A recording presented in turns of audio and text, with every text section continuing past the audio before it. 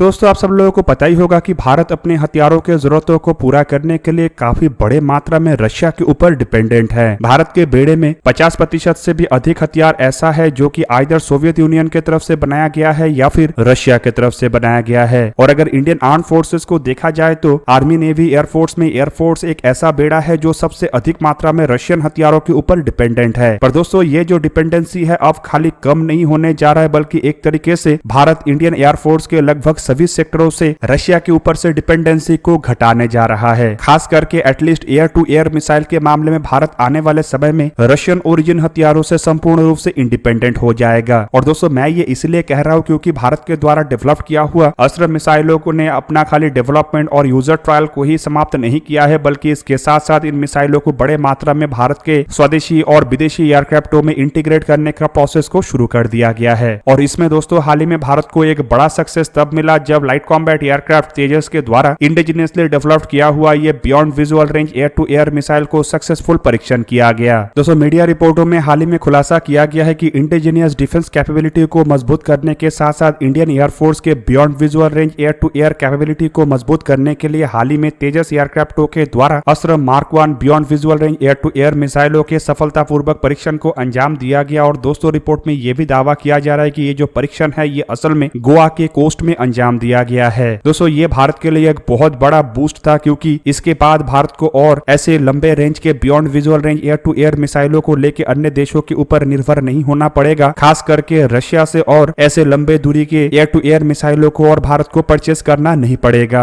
ऊपर से दोस्तों तेजस जैसे हल्के वजन के एयरक्राफ्टों में इसे इंटीग्रेट करने से एक तरीके से तेजस एयरक्राफ्टों के जो ऑफेंसिव कैपेबिलिटी है उसमें भी वृद्धि होगा और दूसरी तरफ तेजस एयरक्राफ्ट भी अब वर्ल्ड के बेहतरीनतम एयरक्राफ्टों के अंदर शामिल हो सकेगा। अब दोस्तों भारत की तरफ से ऑलरेडी कई समय से डिफेंस सेक्टर में खास करके एयरक्राफ्टों के सेक्टर में अपने आप को आत्मनिर्भर करने को लेकर प्रयास चलाया जा रहा है। और दोस्तों ये जो हाल ही का परीक्षण है ये असल में भारत को इस सेक्टर में आत्मनिर्भर बनाने में काफी अधिक मददगार होगा। रिपोर्ट में बताया जा रहा है कि इंडियन एयरफोर्स के तरफ से असल में ये जो टेस्ट को अंजाम दिया गया था, यहाँ पे इंडियन एयरफोर्स को हिंदुस्तान एरोनॉटिक्स लिमिटेड के तरफ से एक बहुत बड़ा मदद किया गया है, क्योंकि टेस्ट के दरमियान हिंदुस्तान एरोनॉटिक्स लिमिटेड के तेजस एयरक्राफ्टों के LSP-7 मतलब लिमिटेड सीरीज प्रोडक्शन एयरक्राफ्ट 7 के फ्लाइंग टेस्ट बिट का इस्तेमाल किया गया। दोस्तों इसी एयरक्राफ्ट के द्वारा हवा में मिसाइल को दागते हुए इस रिकॉर्ड को बनाया गया है। दोस्तों beyond visual range air to air missile Astra mark 1 असल में एक कटिंग एज टेक्नोलॉजी वाला ऐसा मिसाइल है जो 110 किलोमीटर दूर तक टारगेटों को निशाना बना सकता है। और दोस्तों ये मिसाइल अगर एक बार दुश्मन के एयरक्राफ्टों के पीछे लग जाता है तो दुश्मन के एयरक्राफ्टों के लिए अपने आप को बचा पाना लगभग नामुमकिन होगा।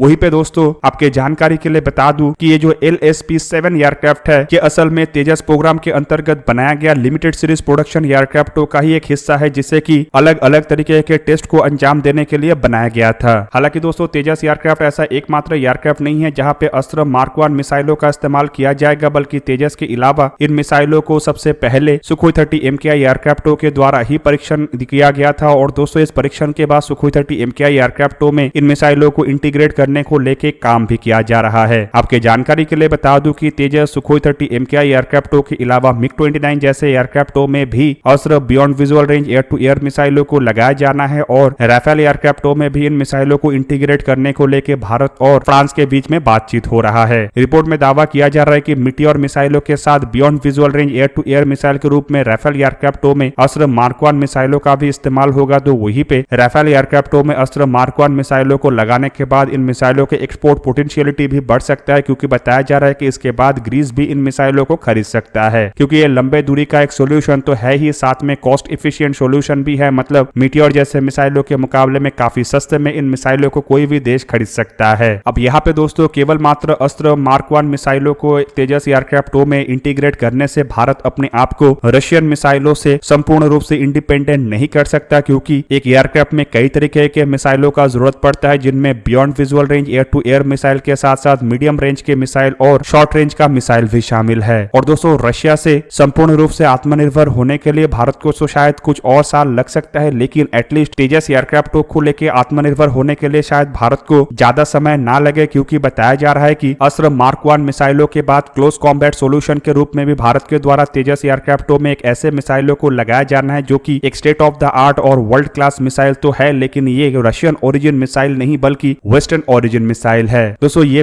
मिसाइल असल में एसरैम क्लोज कॉम्बैट मिसाइल है और बताया जा रहा है कि beyond visual range air to air missile Astra mark 1 के परीक्षण के बाद हिंदुस्तान एरोनॉटिक्स लिमिटेड और इंडियन एयरफोर्स के द्वारा अब तेजस मार्क 1 एयरक्राफ्टों में एसरैम जैसे मिसाइलों को लगाने को लेकर तैयारी किया जा रहा है। दोस्तों एसरैम मिसाइल असल में यूरोपियन मिसाइल मेकर MBDA के तरफ से बनाया गया है और दोस्तों ये एक विद इन विजुअल रेंज मतलब क्लोज कॉम्बैट मिसाइल है जिसका रेंज करीब करीब 25 किलोमीटर तक है और दोस्तों ये वजन में हल्का, आकार में छोटा एक ऐसा मिसाइल है जो कि एयरक्राफ्टों को डॉग फाइट के दरमियान काफी अधिक मदद करता है। रिपोर्ट में यह भी दावा किया जा रहा है कि हिंदुस्तान एरोनॉटिक्स लिमिटेड के द्वारा MBDA कंपनी के साथ फिलहाल तेजस मार्क 1 एयरक्राफ्टों में एसरैम जैसे मिसाइलों को इंटीग्रेट करने को लेकर जहां पे बातचीत किया जा रहा है तो वहीं पे बातचीत का एक हिस्सा सुखोई 30 MKI एयरक्राफ्टों को लेके भी है। मतलब भारत खाली तेजस एयरक्राफ्टों में ही नहीं रुकेगा बल्कि तेजस के बाद सुखोई 30 MKI जैसे एयरक्राफ्टों में भी एसरैम जैसे शॉर्ट रेंज या फिर कहे तो क्लोज कॉम्बैट मिसाइलों को लगाएगा। दोस्तों MBDA की तरफ से निर्माण किया हुआ क्लोज कॉम्बैट मिसाइल एसरैम को अगर देखा जाए तो इसके जो ट्रैक रिकॉर्ड है ये काफी बेहतरीन है और लड़ाई में इन मिसाइलों के परफॉर्मेंस भी काफी बेहतरीन रह चुका है। दूसरी तरफ दोस्तों तेजस एयरक्राफ्टों के विद इन विजुअल रेंज या फिर कहे तो क्लोज कॉम्बैट मिसाइलों की जरूरत केवल मात्र ये एसरैम मिसाइलों से ही पूरा नहीं किया जाना है बल्कि इसके अलावा इजरायली प्लेटफॉर्म मतलब पाइथन 5 को भी चुना गया है और पाइथन 5 भी इसमें क्लोज कॉम्बैट मिसाइल के रूप में इस्तेमाल होगा जिसका टेस्ट की ऑलरेडी तेजस एयरक्राफ्टों के द्वारा संपूर्ण किया जा चुका है। मतलब एक तरीके से आप कह सकते हैं कि ब्रिटेन के या फिर कहे तो MBDA के इन मिसाइलों को भारत के एयरक्राफ्टों में लगाने के बाद किसी भी तरीके से इन एयरक्राफ्टों को एक्सपोर्ट करने में मुश्किल ना आए इसलिए भारत के द्वारा एयरक्राफ्टों में 2 अलग अलग मिसाइलों के ऑप्शन रखा गया है। हालांकि इसके अलावा कुछ रिपोर्टों में यह भी दावा किया जा रहा है कि भारत मीटियोर जैसे beyond visual range air to air मिसाइलों को लेकर भी तैयारी कर रहा है जो शायद आने वाले समय में तेजस जैसे एयरक्राफ्टों में इंटीग्रेट किया जाए। पर मेरा मानना यह है कि शायद इसे भारत अपने तेजस एयरक्राफ्टों के द्वारा इस्तेमाल करने को लेके इंटीग्रेट ना करे बल्कि एयरक्राफ्टों के एक्सपोर्ट में एक ऑप्शन के रूप में इन मिसाइलों को रखा जाए ताकि कोई देश अगर भारत के मिसाइलों के जगह में मीटियोर जैसे मिसाइलों को खरीदना चाहता है या उसके पास मीटियोर जैसे मिसाइल पहले से प्रेजेंट है तो वो देश इन मिसाइलों को भारत के तेजस एयरक्राफ्टों में भी इस्तेमाल कर सके। अब दोस्तों तेजस एयरक्राफ्टों के अगर एयर टू एयर मिसाइलों के बेड़े को देखा जाए तो ये जो